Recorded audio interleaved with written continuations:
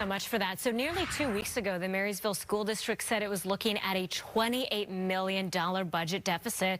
New proposals brought that deficit down to about $17 million. And now the clock is ticking with 9 days until the start of the school year. It was a packed house at last night's board meeting, and many of those who came out to support teachers and staff members telling us that they left the meeting with more questions than answers. And with the budget still needing to be finalized, it's still unclear how many staff members have been hired by the district and who's going to be laid off. We cannot put our students at risk of not getting their most crucial needs met. We will not be mistreated in the workplace and have our CBAs and our union rights compromised, and we will not allow financial mismanagement by the district administration. Marysville deserves better. Now, the board could make more changes to that proposed budget between now and next week. A special session has been scheduled for Monday, August 28th, and that's when the budget is expected to be voted on and ratified. So this coming as the Kent School District prepares to start class tomorrow. The district is dealing with budget issues of its own. So this morning, we're hearing from the state superintendent on what to expect this school year, not just on budgets, but other major issues like student safety, mental health, and staffing. Joining us in studio, the state superintendent of public instruction, Chris Rakedahl. Thanks so much for being with us this morning. Thanks for having me. Good morning. It's good to have you here. We have a lot to discuss, and we've seen these big budget shortfalls in many districts. What is going on? Why are these budgets falling so far out of whack? Well, it's not unusual, depending on where you are in the state, to have some budget challenges. What's really unique right now, particularly a situation like Marysville, which is tough, is they went an entire year without collecting levies. So they're a very unique situation. Around the rest of the state, it's just more pandemic recovery. We had a big enrollment bump last year, 7,000 enrollments in our system, so good recovery. But if you're down enrollment from where you were a couple years ago, you face a financial pinch because our legislature funds students based on where they are. If you have fewer students, you have less resource. And Chris, I mean, we want to ask you your stance on these massive layoffs and programs being cut as a result of all of this.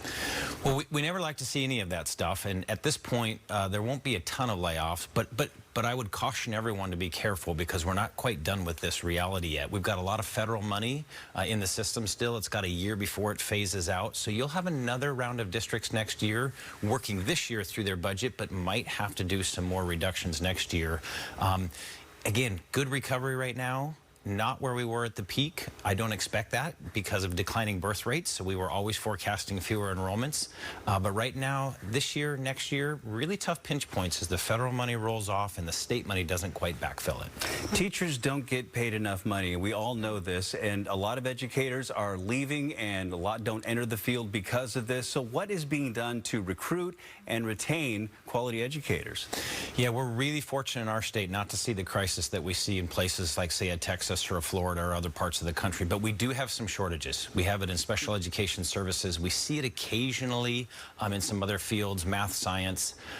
So fortunately, not the big crisis of other states, but it is a constant battle. You can imagine if you're a young person, you're thinking about teaching, but maybe you're thinking about something else. In the Puget Sound, you've got big employers who pay a lot of money right out of the gate. So if you've got those math and science skills and ELA skills and leadership skills that we want, it's really tough to compete for some of those folks. So targeted recruitment, our colleges and universities are expanding their offerings.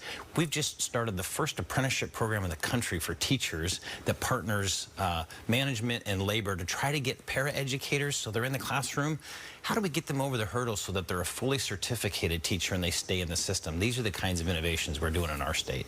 And Chris, we want to ask you about this. I mean, Seattle Public Schools made safety changes after a 17-year-old was shot and killed at Ingram High School last year. What else is being done at the state level for student safety? And what would you tell students and families who are just nervous about violence in general at schools? Obviously, it's a very rare situation in this state in particular to have a school-based violent situation, but we always have to be on the lookout for it. It really can happen anywhere. Our state takes particular caution around a lot of things on the front end, so we're really focused on student mental health and behavioral health. We've built regional networks. When somebody thinks their peer is in trouble, maybe a student says, hey, I've got a friend that I think is really breaking down, or a parent or a guardian, they can contact the school, and there are teams that can really respond quickly and regionally. So we bring in county officials, mental health officials, law enforcement if we think there's a real physical risk that's been documented. So we try to be on the front end of this, and then of course schools are always thinking about their safety program. profile. That they have, in some cases, built up resources around that. And lastly, what I'll say, and it's a longer-term deal, we're redesigning schools nowadays. It's sad that we have to say that, but you remember going to school where there were 10 entrances and you can get in anywhere and you could come in late and sneak in the back door. Not anymore. All of our new designs really focus single points of entry as much as possible. That's really made our state one of the safest in the country, but there's always that risk that we have to worry about. Digging a bit deeper on that mental health piece, a recent report showing that more than half of students in our state experience anxiety or depression, and nearly 1 in 10 attempted suicide in the last year. Is there any indication why this is happening, and is there anything that can be done at the state level to address that? Again, building those regional mental health and support models are very important. A couple things about this which are really interesting. We look at that data on a quarterly basis. We stay very close to our State Department of Health, our DSHS office, and the University of Washington, who has a huge role in this research work. We actually don't see increasing suicides, which is very good. It's very positive. We see significantly greater number of kids reporting that they're in mental health distress, more visits, particularly to clinicians who work on student mental health. So it's a kind of a two-edged sword. On one hand, thank God we're not seeing more of it.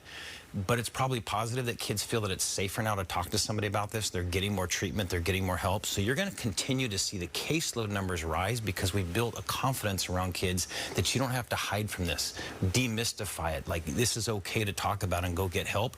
You're going to see more of that data rise, and hopefully with early treatment and supports, we can keep those suicide numbers down, which we have been doing for the last 3 or 4 years. If there is one child that is too many in this state, like the country experiences that, but thankfully we have not surpassed where we were a couple years ago. State Superintendent of Public Schools, Chris Reckdahl, thanks for hanging out with us for a few. We appreciate it. Yeah, thanks for having me. It's good to have you.